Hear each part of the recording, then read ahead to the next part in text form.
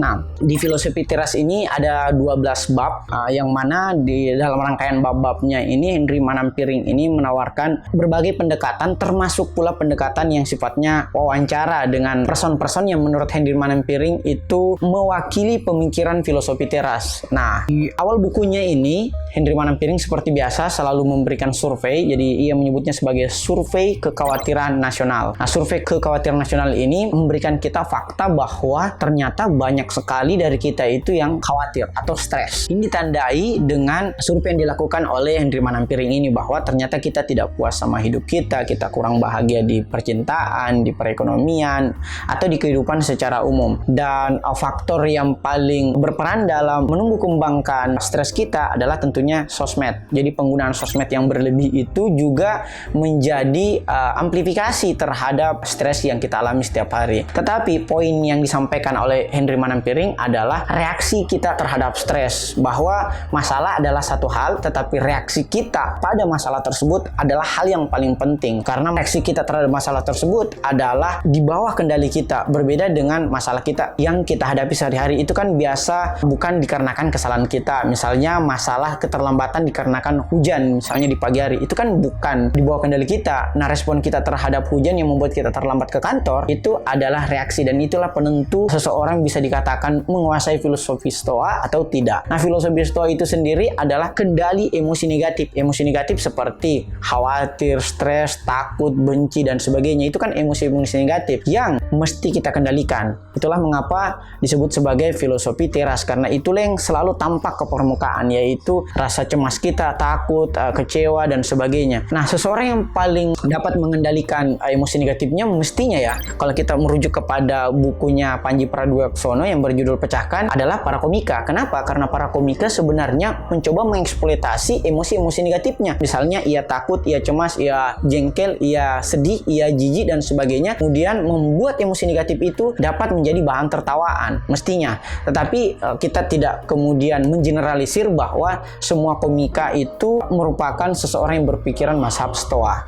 Nah, inti terdalam dari filosofi Stoa adalah bagaimana kita hidup selaras dengan alam, bahwa apa-apa saja yang selaras dengan alam itu artinya baik, dan apa-apa saja berhadapan-hadapan dengan alam itu artinya tidak baik. Ada buku yang menarik yang membahas tentang bahayanya kita jika kita tidak hidup selaras dengan alam. Mulai dari buku Bumi yang Tak Dapat Dihuni, buku misalnya Merawat Bumi dari Meja Makan, atau buku yang paling terbaru dari Bill Gates yang berjudul Tama tentang bencana-bencana iklim itu. Hidup selaras dengan alam ini kita mulai dengan hal-hal yang sederhana. Misalnya menyiram bunga yang kemudian kita rawat di depan rumah kita. Apain kita beli bunga atau tumbuh-tumbuhan atau bahkan hewan peliharaan tapi kita tidak pelihara dengan baik tuh, misalnya kucing kita dan atau tumbuhan-tumbuhan yang ada di depan rumah kita atau bahkan di kamar kita. Misalnya kan ada orang-orang tertentu yang merawat kaktus tetapi hanya untuk keren-kerenan aja. Nah, yang paling saya suka dari buku filosofi teras ini adalah apa yang oleh Henry Manampiring sebut sebagai dikotomi kendali. Dikotomi kan artinya penghadap-hadapan kendali. Nah, dikotomi kendali ini bertumpu kepada satu, ada hal yang tidak dapat kita kendalikan, dan dua, ada hal-hal yang dapat kita kendalikan. Hal-hal yang tidak dapat kita kendalikan adalah opini orang lain, perasaan orang lain, pendapat masyarakat, keuangannya orang lain, itu kan tidak dapat kita kendalikan. Sementara hal-hal yang dapat kita kendalikan adalah opini kita, perasaan kita, keuangan kita, itu kan dapat kita kendalikan. Sehingga kata Henry Manampiring ini adalah fokuslah kepada hal-hal yang dapat kita kendalikan dan abaikan hal-hal yang tidak dapat kita kendalikan. Sayangnya di kehidupan modern ini kita justru banyak berpusat atau berfokus pada apa-apa yang tidak dapat kita kendalikan, sehingga menyebabkan banyaknya mental illness yang beraneka rupa, misalnya seperti reference anxiety, cemas berlebih,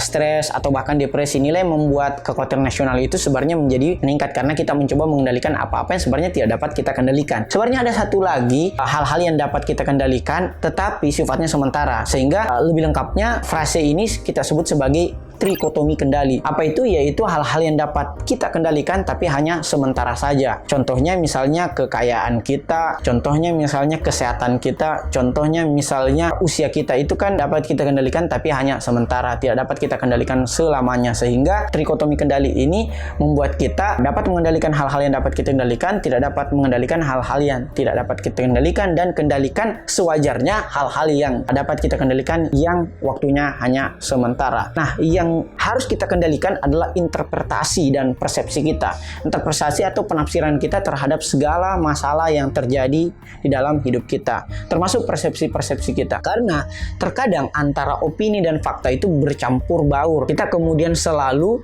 merasa bahwa opini orang lain itulah fakta yang terjadi di lapangan. Sehingga penting bagi kita untuk melakukan riset yang mendalam atau melakukan critical thinking sebelum menilai atau menyimpulkan suatu permasalahan yang terjadi. Sehingga pula penting untuk kita memperkuat mental kita. Nah, ada buku yang menarik mengenai memperkuat mental yang juga bestseller di Gramedia, yaitu Seni Bersikap Bodoh Amat yang ditulis oleh Mark Manson. Di situ disebutkan bahwa sebenarnya kita bukan orang yang penting-penting amat, sehingga tidak perlu merasa bahwa segala masalah itu menjadi tanggung jawab kita. Tetapi di sisi lain, selain kita bersikap bodoh amat terhadap hal-hal yang tidak dapat kita kendalikan, kita juga harus berempati pada masalah orang lain selama masalah orang lain itu dapat kita kendalikan atau dapat kita berperan serta untuk membantu menyelesaikan masalah tersebut. Nah, di sini juga ada tips dari Henry Manampiring bahwa jika suatu masalah mengganggu pikiran Anda, anggaplah masalah itu adalah masalah orang lain, sehingga sikap seperti itu membuat kita dapat menyederhanakan masalah untuk kemudian aktif menyelesaikannya. Nah, bagaimana jika kita hidup di antara orang-orang yang menyebalkan?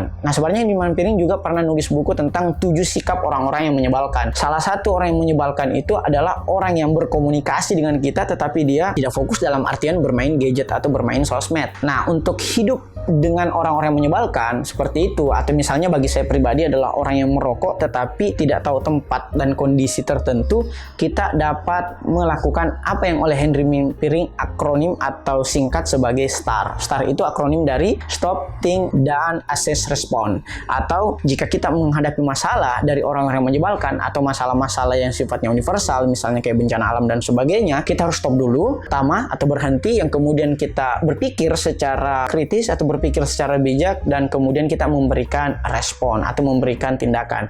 Jangan sampai seluruh tindakan kita itu adalah tindakan yang sifatnya reaktif, bukan tindakan yang sifatnya antisipatif, sehingga kita perlu stop dan berpikir dulu, kemudian memberikan kesimpulan-kesimpulan terhadap musibah yang kita hadapi. Nah, musibah pun itu sebenarnya di luar kendali kita, karena bagi literatur keagamaan, musibah itu justru meningkatkan derajat ketakwaan kita untuk mendekatkan diri kepada Allah, sehingga dengan adanya musibah kita akan diuji apakah kita sabar terhadap musibah, atau bahkan lebih luhur daripada itu semua adalah kita bersyukur atas musibah. Sehingga musibah itu sebenarnya sesuatu yang naturally, sehingga yang lebih penting daripada musibah adalah respon kita terhadap musibah tersebut. Sehingga kata Henry Manampiring lagi-lagi, respon kita ada dalam kendali kita, sementara musibah di luar dari kendali kita. Jadi respon atas musibah itu lebih penting daripada musibah itu sendiri, atau respon atas musibah itu lebih gawat atau lebih urgent lagi dibandingkan musibah itu sendiri. Nah, bagaimana filosofi teras bagi para orang tua atau parenting? Nah, menjadi orang tua kuncinya kata Henry Manampiring adalah teladan. Ini sebenarnya sejalan dengan literatur agama-agama yang mengatakan bahwa orang tua itu menjadi suri teladan bagi anak-anaknya. Nah, apakah kita kemudian memaksakan anak-anak kita untuk mengikuti apa yang kita inginkan? Nah, disinilah tes bagi apakah orang tua itu hanya berfilosofi teras pada dirinya sendiri atau juga pada lingkungan keluarganya? Atau dalam kata lain, apakah dikotomi kendali itu dia lakukan untuk dirinya sendiri pun juga kepada anak-anaknya? Terkadang, walaupun tidak semua ya, orang tua menginginkan yang terbaik bagi dirinya, termasuk juga menginginkan terbaik kepada anaknya, tapi memaksa keinginan-keinginan tersebut kepada anak-anaknya, padahal tidak sesuai dengan cita-cita atau preferensi minat dan bakat si anak itu tersebut. Sehingga sebenarnya dikotomi kendali ini dapat kita terapkan juga pada konsep parenting itu, dalam artian apa yang diinginkan oleh anak sebenarnya di luar dari kendali kita. Kita hanya dapat membimbing agar si anak tersebut itu sesuai jalur dan tidak melanggar kaidah-kaidah, baik itu kaidah sosial, hukum maupun agama. Nah, sebagai orang tua kita juga memahami bahwa akumulasi dari para orang tua itu menciptakan apa yang kemudian disebut sebagai warga negara dunia. Nah, di dalam bab selanjutnya Henry Manampiring menjelaskan bahwa kita adalah citizen of the world, atau dalam Atsar Sayyidina Ali Karramallahu wajhahu bahwa mereka yang bukan saudaramu dalam seiman adalah saudaramu dalam kemanusiaan. Sehingga sebagaimana kata Yuval Noah Harari dalam 21 Lesson bahwa masalah-masalah global yang terjadi, termasuk masalah alam yang dijelaskan di awal tadi, itu merupakan tanggung jawab kita bersama. Sehingga mustahil kita mengurai misalnya bencana iklim jika hanya 1-2 orang yang memiliki kesadaran untuk mengatasi masalah iklim tersebut, karena masalah iklim sebagaimana yang kita ketahui adalah masalah global, sehingga membutuhkan kerjasama global. Karena kalau tidak, kita akan mati juga secara global dalam dalam hal ini kiamat. Nah, berbicara tentang kematian menurut filsuf Stoa adalah haruslah selaras dengan alam, bahwa kematian itu bagian dari mekanisme alam saja. Sebagaimana dalam resensi buku yang dibawakan oleh Bro Albar yang berjudul How to Die dari Seneca, di situ disebutkan bahwa kematian itu ya sesuatu yang sifatnya alamiah belaka. Berbeda dengan literatur agama misalnya menganggap kematian itu adalah proses penyempurnaan makhluk menuju Tuhan. Dengan kematian pula kita dapat menentukan bahwa sebenarnya kita ini tidak dapat mengendalikan usia kita, bahwa ternyata di luar dari dikotomi kendali itu ada yang lebih berkendali lagi, yaitu dalam hal ini tentunya Tuhan yang Maha Kuasa. Sekira itu pengantar dari Filosofi Teras dari Henry Manampiring. Terima kasih. Wassalamualaikum warahmatullahi wabarakatuh. Ada pertanyaan?